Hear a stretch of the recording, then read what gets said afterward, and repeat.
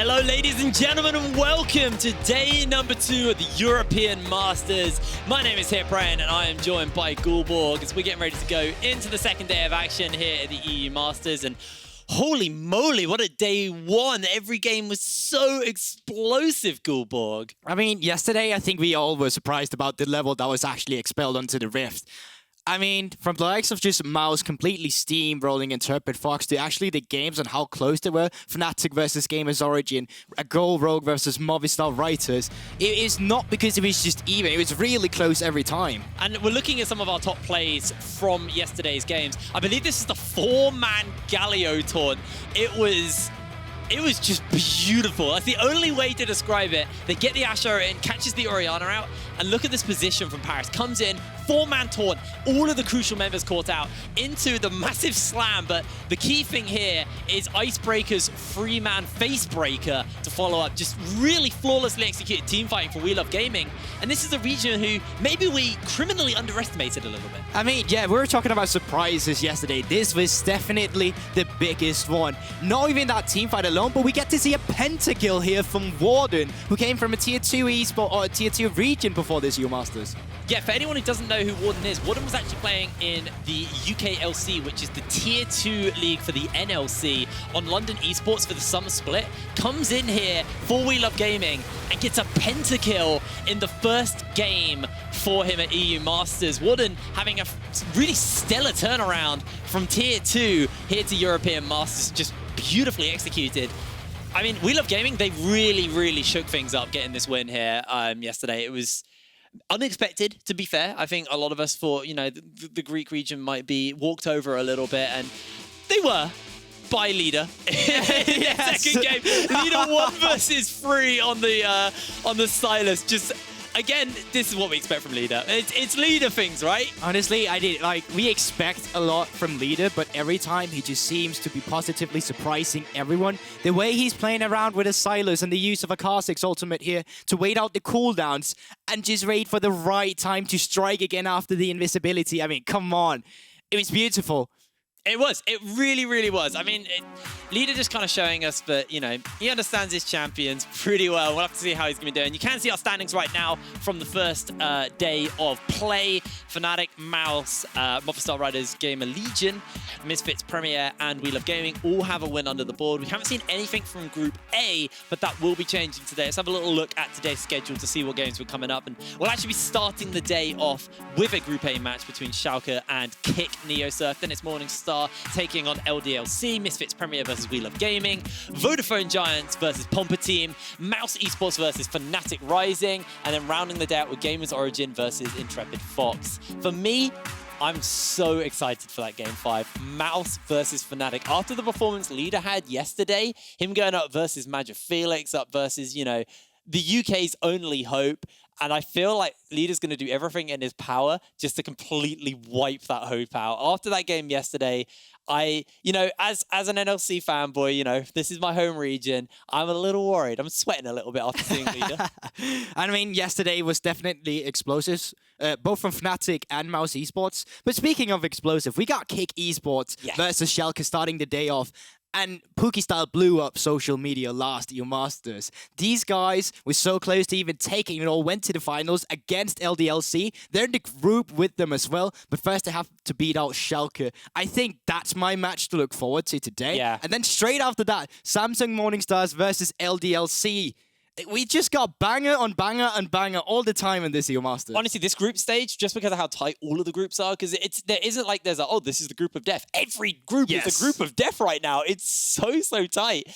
And I'm really excited to see how everything kind of plays out over the next few weeks. But this first game is the game I'm really excited for. Schalke versus K1ck. Like you're saying, this is the team that rallied the entire kind of Polish fan base. Everyone changed their profile picture to Puki style in that finals. It wasn't quite enough in Poland. They could taste their first win at EU Masters, but they just weren't quite there. And is this going to be their year? Is this going to be their run at EU Masters? Because I feel like if any team's going to do it, it is going to be K1ck. And also for K1ck, they want to get revenge for the other teams from their region. Poland had a 0-2 start to EUM yesterday. And that's the thing, right? Because last EU Masters, both Polish teams was runner-up in the semifinals. Oh, K1ck was runner-up. A Gold Rogue didn't make it to the finals, got beaten out by LDLC.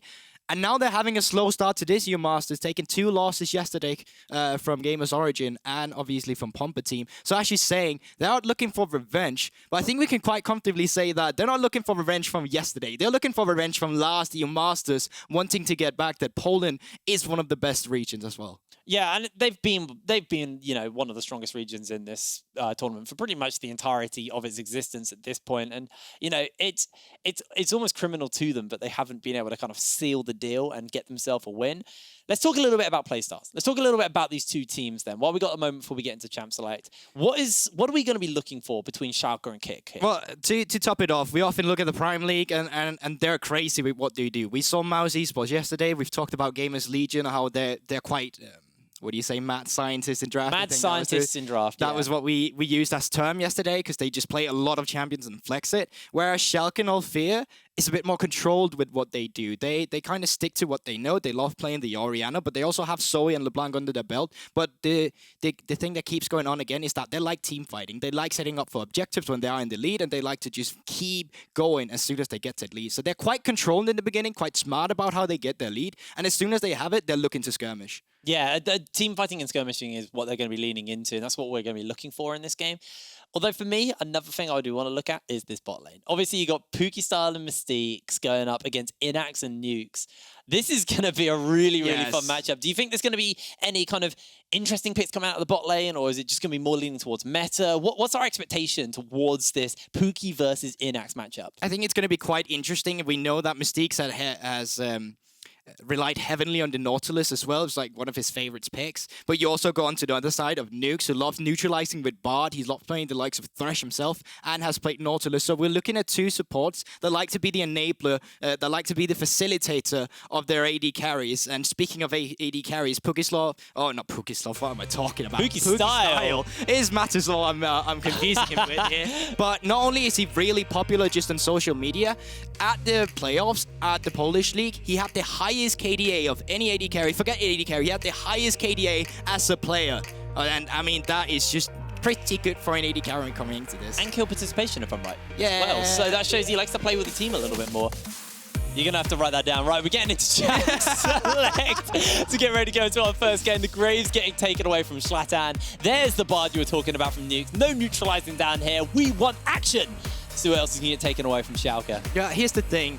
Shlatan, obviously, okay, there we go. Obviously, a hugely Sin player as well. Heavily one of his favorites. He likes getting in there and taking control of the game. And at the same time, Lurox has also been one of these players to actually rely on the K1ck as well. But he's a bit diverse in the pool as well. We've seen him on Sejuani. We've seen him on some of these facilitating junglers as well. So both these AD carry can be threatening in their own kind of style. Well, we see the Caitlyn getting taken away as well. Pretty much expected, really.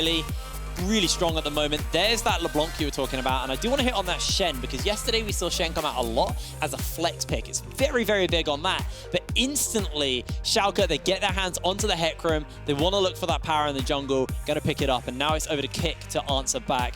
Question is what do they want to answer back with here? Still got the likes of he's a Volibear that kind of fell out of the meta a bit going into this EU Masters. He's really popular in the beginning, and then people find out kind of how you wanted to play him.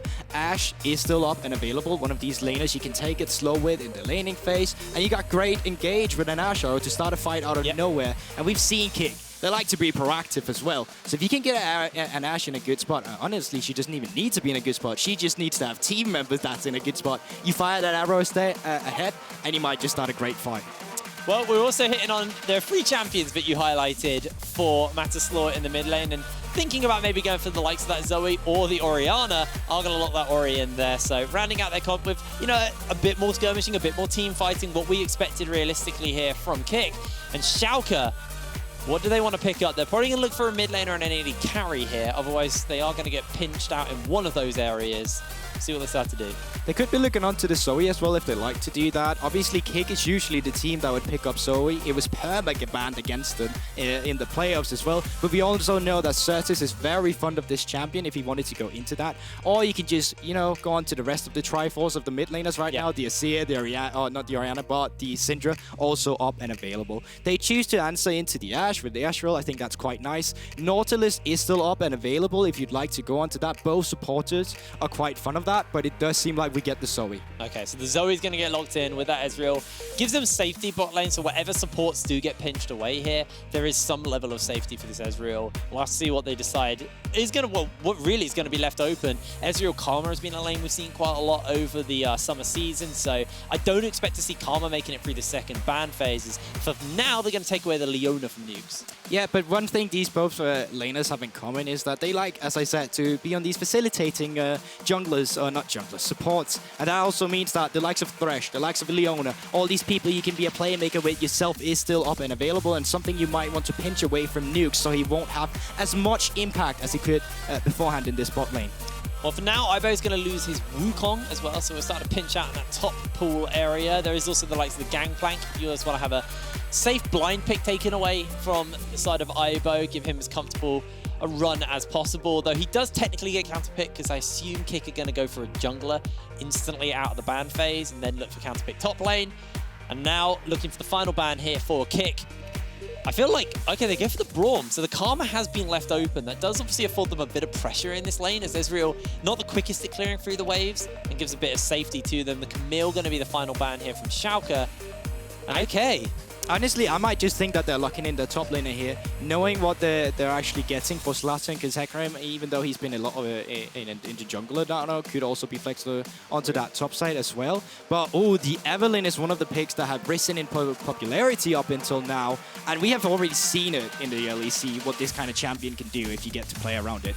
But this look like we're just getting the counter pick top lane here, or the blind pick top lane here, as I mentioned, and they're saving that last spot for Shlatan. I actually really like Renekton for Ibo. When I think of Ibo, I actually do think of picks like that. Yeah. Previous EU Masters is a pick he actually landed on quite heavily, so suits him in his playstyle.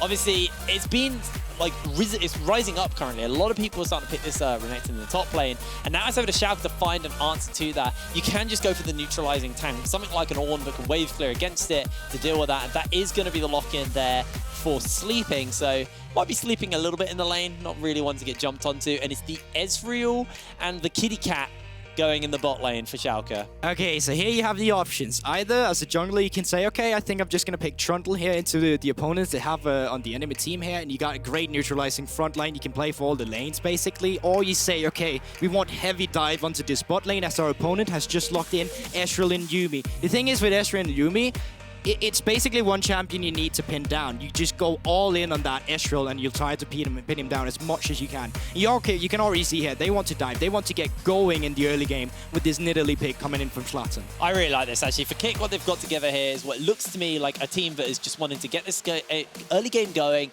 enable Matislaw and Puki to take over as they hit those 2 item spikes and just snowball the game from there. Schalke, though, what is their game plan? They've got a lot of poke, but what is really the game plan here for Schalke? Well, obviously, as you said, you got a lot of poke that you can refer to if you want to, but you also have Engage coming in with a Hecarim and Yuumi composition. That horse is going to be hella fast when he runs down. And then, obviously, you get the Ornn.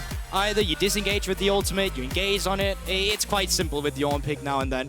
But on the other side, you want something to happen with the early game. You want to play off priority you can get and punish with this Nidalee. Try to out-jungle the Hecarim as much as you can. Get the early leads through the objectives. As soon as you can get these objectives, start scaling this Ashe. Yeah, I mean, it's one of the weird things about Ashe is, in my head, she's like the Malphite of AD carries. Like, even if you fall behind, you still have something you offer the team with that Ashe arrow. But it's not what we see from Puki. It's not what we expect. We do take to the Rift for the first game of the day. So Schalke versus K1ck.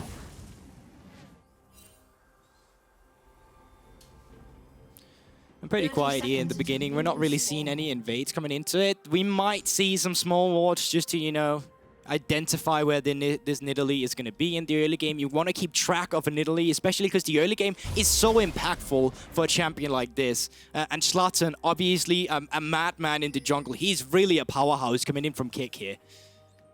Actually, talk to me a little bit about the Hecarim versus Nidalee matchup in kind of clear speed terms. Because when I think about Nidalee, for a while we saw the Graves come out as an answer to the Nidalee just because it could keep pace with the farming. For a while we had the Volley Bear in the set that could also do it. They've received, you know, nerfs to their builds over time, which means that they're not as fast as clearing early as the Nidalee is. How does the Hecarim compare?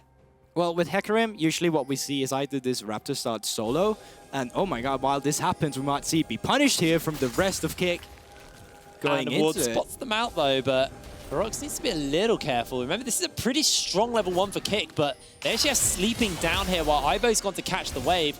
Red buff can do a bit of body blocking for the moment as the volley goes down. That actually will just be the delayed invade. Kind of wasted, but it will burn the teleport from sleeping at least. Does miss one melee minion up in the top side, but down in the bot side, they're still going for this. Yeah, now they're feeling comfortable as they actually look for the hook. Mystiques is able to miss it out though, hits the wall. Lurox trying to get close enough to this red buff to be able to take it away, but it's going to get smited, it's going to be denied, and Shlatan able to pick that one up as he's actually going to steal away the Raptors as well. So I'll give you the cheat answer in terms of clear speed. I'll say the Nidalee is ahead right now. But, okay. but normally you can cheat a little bit and actually give a leash onto the Nidalee. What we see mostly now with junglers is that they have to solo leash so the laners can get prior onto the lanes. But we've also seen that when Nidalee needs to contest, she will get a leash to get as fast away as she can in the jungle. And she is fairly faster, but I'm not saying the Hecarim is slow. Let's say he's literally just behind her in that clear speed. Bit of a weird miss there as Ibo's actually got prio in lane because he didn't teleport in. Spotting out where Lurox is and zoned him off as the hook actually is going to come in from Mystiques. They do have this their jungler about, but Mystiques actually just going to take a lot of damage in return there. I mean, one of the things they could have done here is either you stack the wave on the third wave and you try to go for a tower dive with a really beefed up minion wave, or you will freeze it up, forcing them to go into you while you have your jungler here, so they can't really walk up and farm. But by taking this trade by Mystiques, the game plan is kind of rude, you're just not as beefy, but they're still going for it. Oh, they do find the hook onto Innaxe once again. The spear connects onto the kitty cat from the other kitty cat, and that's Nukes going low, but first blood's been picked up for Innaxe, and he's just firing into Puki. Puki's able to get the heal off, spear goes a little bit wide, the flash comes down, and Innaxe looks to turn it around. Innaxe, you beast, a double kill! And that's what I said. You got so low as Mystiques there that it's really difficult going for that one with all the HP you had just lost. But Innaxe just playing it clutch, playing it cool, while the rest of them are a bit miscoordinated, a bit miscommunication. You saw the heal from Puki style. It was still off for Mystiques if he wanted to do it. And then Shlatan trying to flash in for it, but misses the timing. A great flash from Innaxe to pick up the double kill. Just really, really well executed there. Innaxe now got himself the tier and he goes to the base, and Shlatan, who was ahead in CS, is now down as he actually did a full top bot side clear and then just came for this gank here. And let's take a look at it again. As you can see, Mystiques already solo. Quite nice snare onto the Yuumi while she's trying to reattach, but the tower shot and the damage from Innaxe is just enough. And then look at this. Oh no! Shlatan trying to fake it, but flashes forward. But Innaxe is just so flashing the keyboard himself, and he picks up the double kill. I think that spear landed. That was because he has the execute jump at that point. Yeah, obviously. I think it's just done if that spear lands, but it's also a hard spear landing. He did still have flash. I think the best case scenario of that spear is that you burnt his flash. But obviously, we just witnessed the worst case scenario. But it looks like they're not done with this bot lane. They're not done with this one. They still want to look for it. Now, Puki was able to pick a kill up himself as well as Mystiques. Can take a lot of damage here, but luckily it is just the tier for Innaxe, so he doesn't actually have any extra combat stats other than the mana. So, not really going to sink into Mystiques as maybe he could have there. And it looks like Zlatan's going to go pick up his camps and try to pull ahead a little bit. And while the tier Ezreal in lane is not what the impact you're hoping for, the fact that Ezreal has already, at 4 minutes, gotten back to lane with a tier in his inventory, you're going to feel that when you get to the mid game, because he will spike quite faster than you usually would anticipate. And that also means that you're in a more comfortable spot when you want to pick up team fights with an Ornn, with a Hecarim, where you have the opportunity to just press go.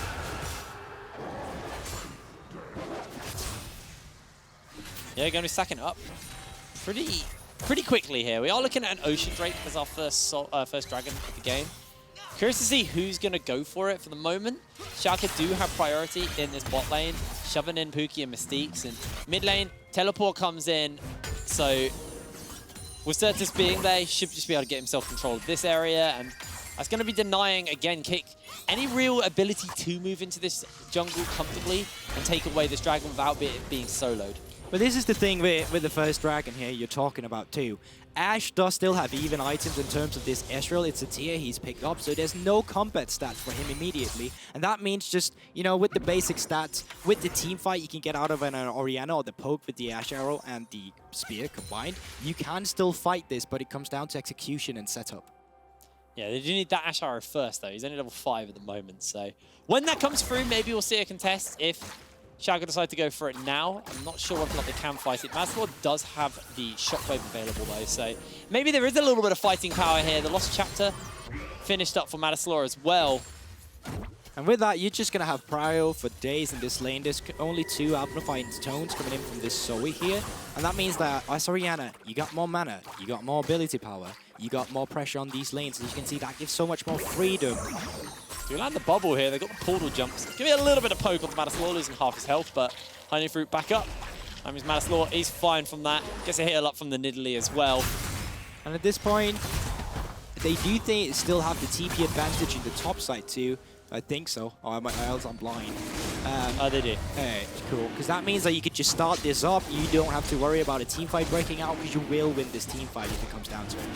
Yeah, just let us be first dragon over to K1ck. 7 minutes on the clock and no real contest coming out from Schalke. They haven't got the vision. You can see there from the toggle. They're probably aware this is going on as Mystiques left the lane, but they weren't feeling it. They don't want to go for it. It's only the first dragon. Looking at a mountain for our second Drake here. So we're looking at either Infernal or a Cloud Soul. And this goes back to what we talked about Schalke here. The Prime League in general has been quite explosive, but the way that Schalke likes to get their wins is when they know they're ahead, when they can take a fight. That's when they see the moment for it. And right now, with the gold they have, with the items they have on a deficit against K1ck, they're just not feeling it, as you're saying. But I can imagine that as soon as we see that tier stack, as soon as we see that they have gotten the leads where they can actually team fight with their composition, they'll feel quite more comfortable. They're playing into a Nidalee as well. So, I mean, Nidalee's at a pretty good spike here. Wait for the rest of your team to be at that. Yeah, it's just, it is, like you said, it's a kind of a waiting game right now. They've given up a little bit, but they're only down 200 gold, 100 gold at this point. No, sorry, 200 gold. Maths is hard, apparently. But they're going to be completely fine. They can hold out for the moment. They've not lost too much. It's what K1ck can gain in this time, while Schalke aren't willing to fight.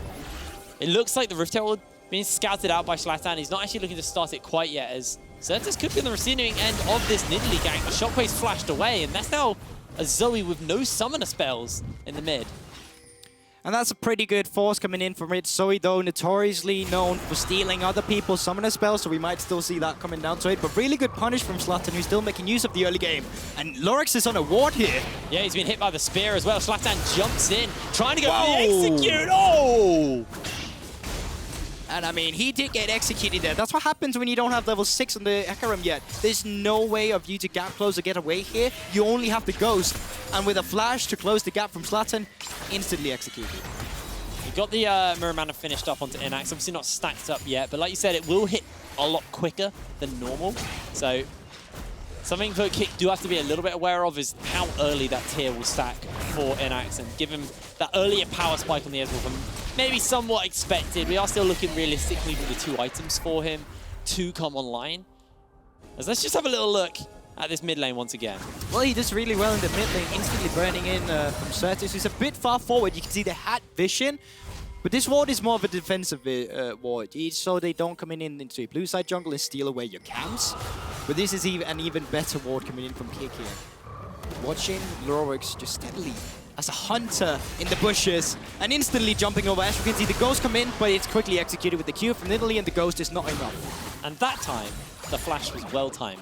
That was a good... That time, the flash was better from Shlatan, able to pull that one off, as Sertuss will be spotted out on this ward as he's just scouting out a little bit to see where the K1ck members are. They did swap their bot lane up to this top side and have been able to pick himself up the Rift Herald, so probably looking to funnel a little bit of extra gold into Puki right now as Mystiques clearing out some vision for himself, as final chapter's actually been thrown down. He's going to get chunked out pretty heavily as the charge comes down, and now Shockwave's going to go a little bit wide. Shlatan tries to jump in forward, and Puki able to find himself what? Throws out the Ashe arrow. Innaxe under fire as Nukes is just going to unattach for the moment, takes the hook to the face as Sertuss comes in with a paddle star. Puki gets himself a double kill. He's now looking for a little bit more onto Sertuss, slowing him down with the Q. Just so many shots landing into Sertuss as he just runs to the wind. Puki finds a triple. And out of nowhere, in the beginning, it looked like Mystiques were being caught. But jokes on you, quickly flashes around, depth charge come onto the Hecarim. He's blown up into the air and quickly falling down, dying. And the rest of them just chases onto them. Here we have a little quick peek at it again. Last chapter does come in, and that is the Hecarim jumping on. Shockwave actually misses. But Puki flashing forward, getting the first kill, trying to run down the next with the Ashe roll. Good hook again, going on to Nukes here, reattaching him, and just an easy pickup. The fact he lives here is so good. And then this goes back to the gang from mid lane by Shlatan. Sertuss has no flash, and it's just an easy rundown. Puki died 2v2 in the beginning of the game where he overextended with the rest of his team, but now he's back on the board with 4 kills. And Mystiques just baiting there. Like, they thought they had him because he went so low, but he was just able to survive. Obviously, the aftershock giving him a little bit of bonus resistances to survive as well is just so big for him. Mystiques playing that really well, and it's one of those things when I look at Mystiques, I always think of this fresh. But any kind of hook champion really suits Mystiques' playstyle. It's what we expect from him. And on the Nautilus, it's one of those picks which is really good into the Ezreal. Obviously, Ezreal's really hard to catch because he's got the shift. You just point and click with the depth charge. You run him down. And that fight, he didn't even need that because the Ashe was just slowing down Innaxe the entire time. Innaxe 2-0 now on this Ezreal, but Puki 4-0. This is the KDA you were talking about as K1ck kind of found their footing at home, as they found their footing in the jungle. I really like this from K1ck, as Ibo might be taken down by sleeping. Yeah, sleeping actually looking for the assassination, the 1v1. The Bellows Breath's going to force him to flash as the Brittle is on, and Ibo getting 1v1 by an Ornn right now. But going back to this Drake play, I really like the setup from K1ck, because a normal team would just be like, oh yeah, it's a free Drake. But then they're not starting the Drake, they're using that pressure to get deeper into the enemy jungle, finding the pick onto Lurox, getting the red buff, and getting the Drake. They're getting as many resources out of the play as they possibly can. And the resources that they get is first turret blood with all of the plates. That's going to be great for Matislaw, because sure, Puki, he's got 5 kills, he's ahead. Make sure your Orianna also starts to stay relevant in this game, because these are the 2 big carries as we get later and later into the game. Almost got that Luden's Echo, almost got that Blade of the Roaring King. Both should probably be able to pick that up now off the back of this base. What are we getting? It's a Cloud Drake. It's a Cloud Drake. So the Renekton likes this. Pop the Dominus, run through the team. Actually, Mystiques likes this as well. You can throw the depth charge and actually catch up with Innaxe if you shift some flashes away. So actually, not the worst. I'm an advocate for Cloud Drake. I know a lot of people like to, you know, say, kind of poo-poo Cloud Drake. But how young are you laughing at that? But like, I like Cloud Drake. I think it's not the best, but I don't think it's bad, right? You said poo-poo. Now, going back to it, I think that the cooldown reduction really suits the comp from K1ck as well. Yeah, the movement speed is nice. Even onto the Ashe, so she can kite after putting in the arrow. But this team composition is also so ultimate reliant. You got the Shockwave, you got the arrow, you got the depth charge, you got everything you need here. The only one who really doesn't care about it is Nidalee. And that's fine, really. She likes the passive movement speed, so it's not that bad. You're not getting passive movement speed out of Cloud. Orcs has been lying to me. I swear you do. I'm gonna have to look this up. I'm fairly certain either you or Orcs are lying to me right now. All right. We'll see how it goes. But going back into the game, I feel like we can get this double check after. We're now sitting at a point, 14 minutes into the game, now 15, where Puki style magically out of nowhere, sitting around 5 kills, was at an item deficit, where he's now doing quite well and is on his way to the Rune's Hurricane. He's been fed towers, he's been fed kills, he's been fed minions. He's doing really well, and he's gonna hurt when we get to the teamfight state. Because the thing is with Schalke, they were waiting for that sweet spot to finally fight. They were waiting for the Ashe roll to be at good point, because he was ahead of the Ashe. But now, with how the table have turned, K1ck is also looking really good going into this mid game.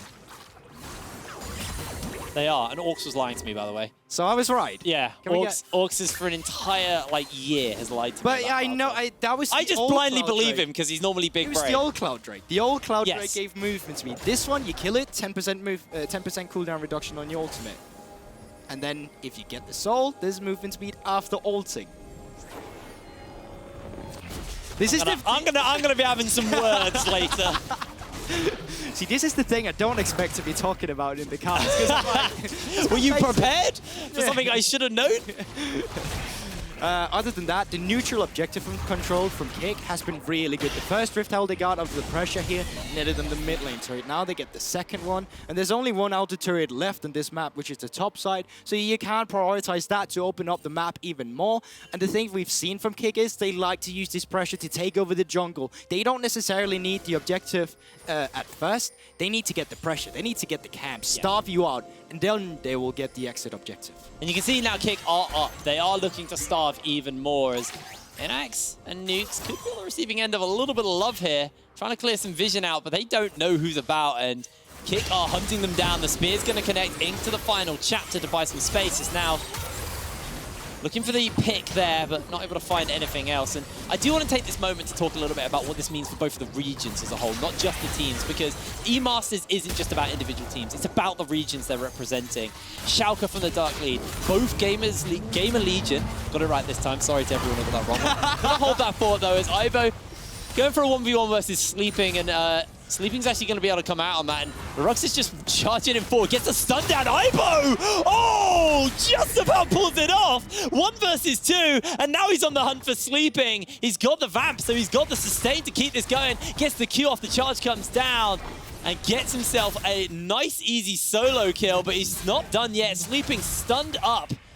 But now we'll be able to get towards his tower to safety. It's the tower falls in the top lane. I wasn't ready for that. You weren't ready for that. Lurox wasn't ready for that. He just got completely destroyed by Ivo. Sick use of the Renekton spells here, coming in and knowing his limits, what he can go for. If you don't kill Lurox here, you just die when you go into 1v2 here. But he kills the horse and tries to chase down the goat. And it's crazy because every time we looked at this top lane, Ivo is getting smacked about by Sleeping.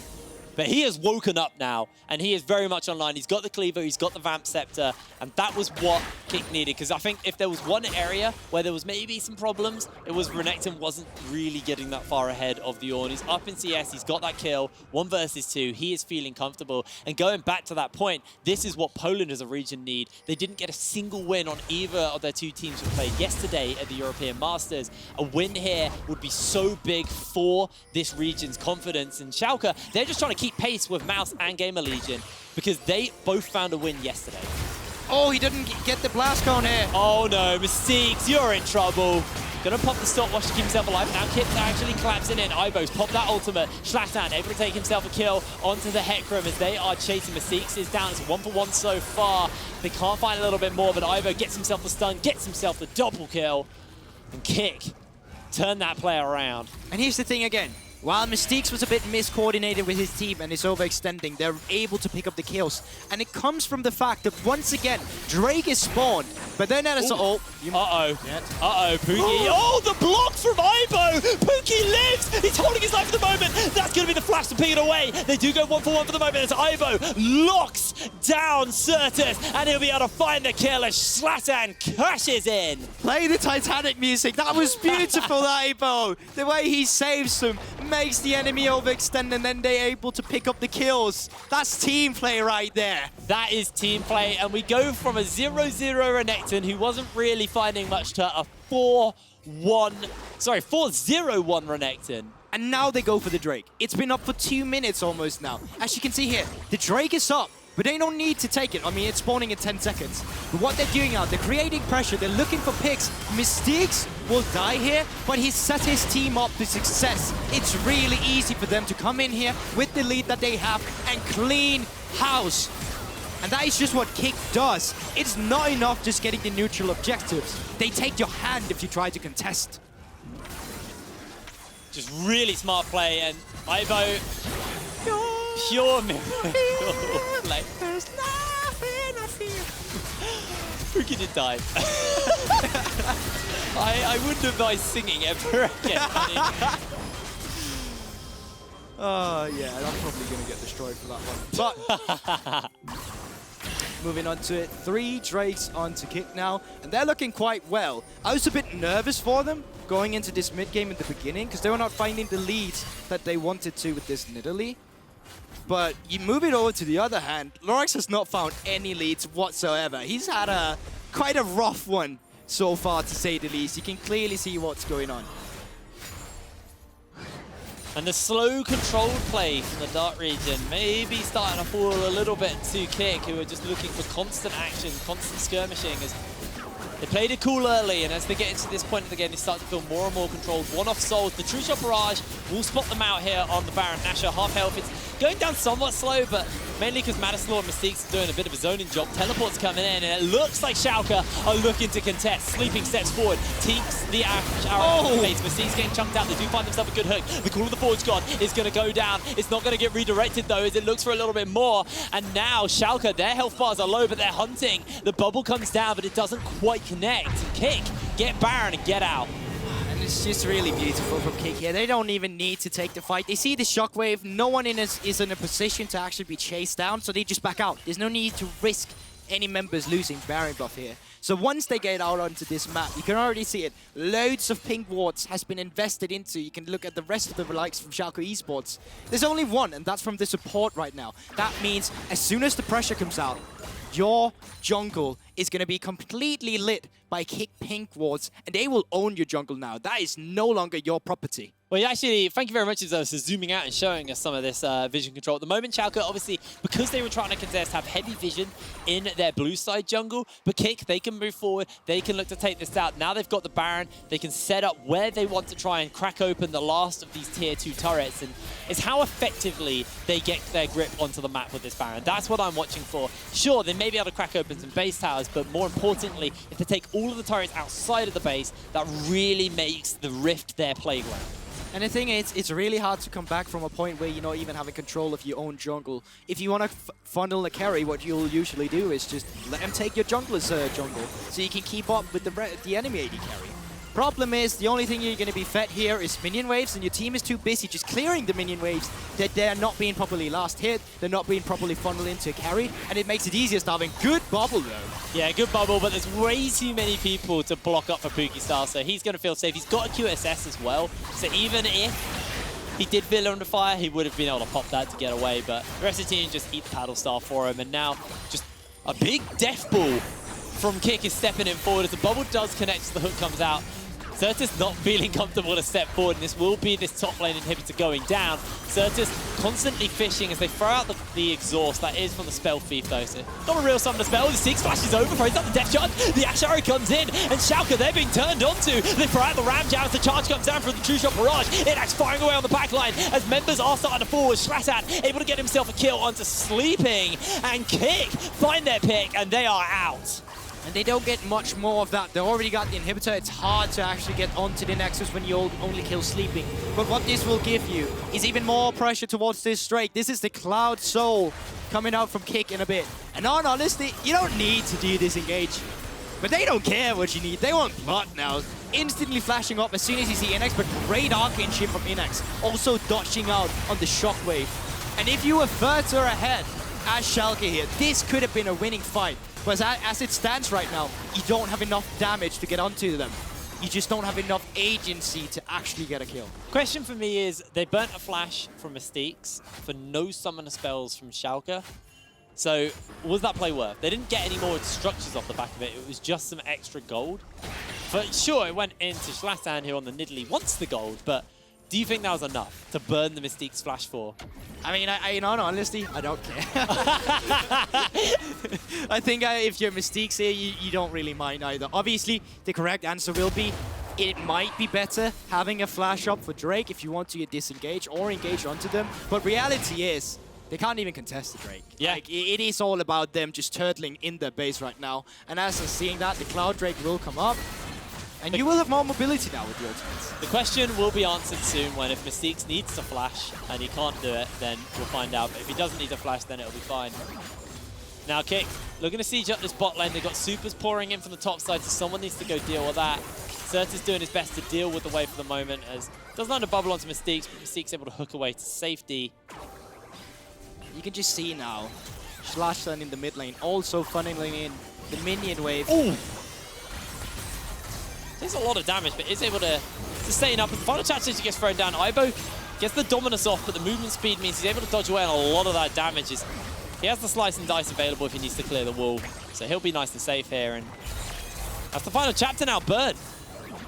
And that's just some resources going into it. You're not fully committing. Great hook! Oh, there's the shockwave to follow up. Innaxe is down, and K1ck, they're looking to close this out. The call of the forward squad gets thrown out by Sleeping. He finds himself a two-man knockup. Puki kiting away on the side of the fight, untouched for now. As two make it three members of Schalke go down. K1ck had the minion wave. They have the power to crack open the base and maybe close this out. Shlatan does find himself caught out a little bit, looking for something as Ivo gets the stun off onto Sertuss. Sertuss has that K1ck to keep the sustain going for the moment, and the flash on the spell feed. He misses out on the bubble, but Puki, he's just looking to close the game. He's just looking to end this right here, right now, as the tower will go down. Sertuss is doing everything he can to 1v5, but his health bar is just evaporating. K1ck have done it as they find Poland's first win here at the European Masters. And it was a much needed one. We're talking about revenge. This region really needs to get going because there is a lot of hype surrounding this region and there is a lot of expectations.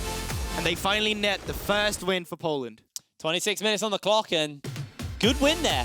Really, really good win there for K1ck. It was controlled. It wasn't quite as chaotic as some of the games we saw yesterday, which were massively back and forth, but overall, that was the win they needed. And Schalke, they're now behind the rest of their DAC region as they weren't able to find the win. So shakes things up a little bit. Now, guys, we are going to throw to a quick break, and when we're back with our post-game for that one, so we'll see you in a second.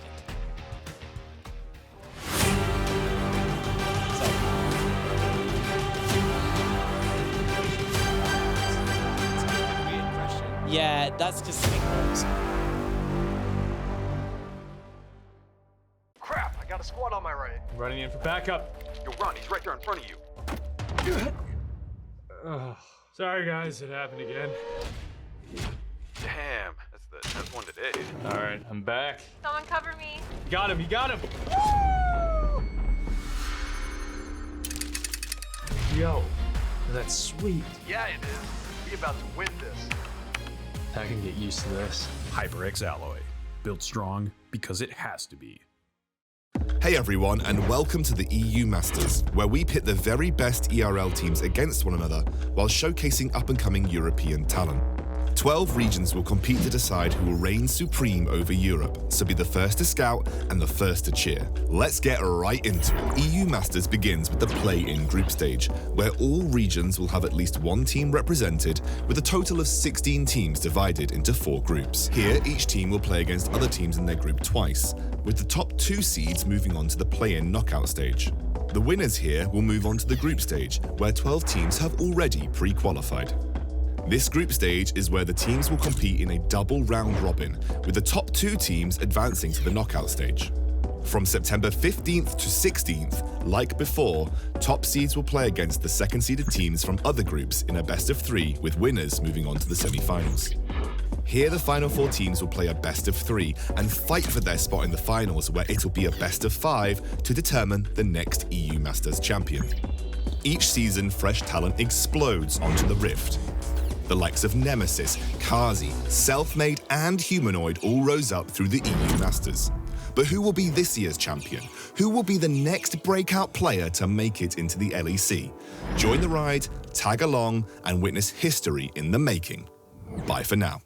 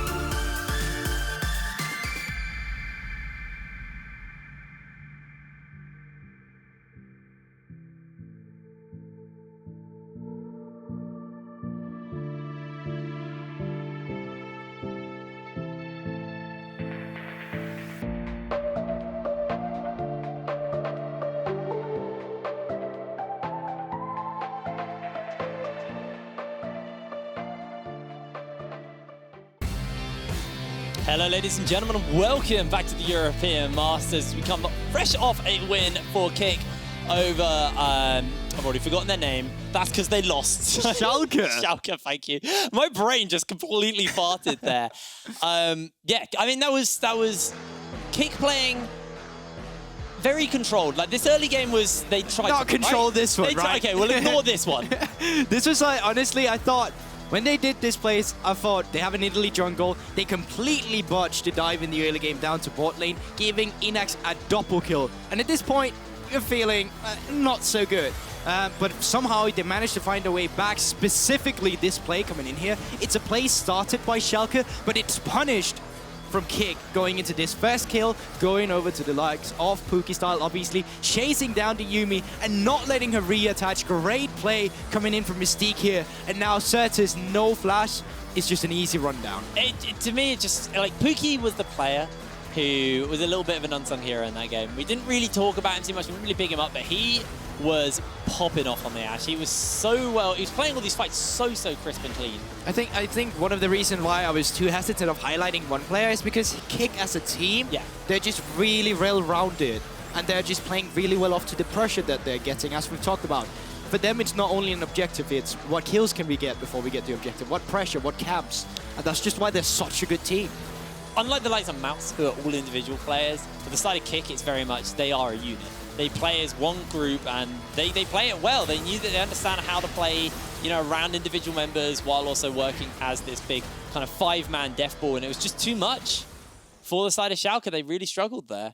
And K1ck, I believe you have a little apology to throw out because you baited me a little hard. Can we get a full cam onto my face? Is that possible for a heartfelt apology for that game?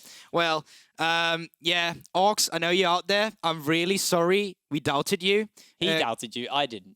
He did in the end after I convinced you, but Orcs, we're sorry. We know the Cloud Drake does give 10% passive movement speed now. Thank you to your tweet. We're very sorry, and I don't know what else to say. You've said it. Don't worry. I'm sure he'll forgive you.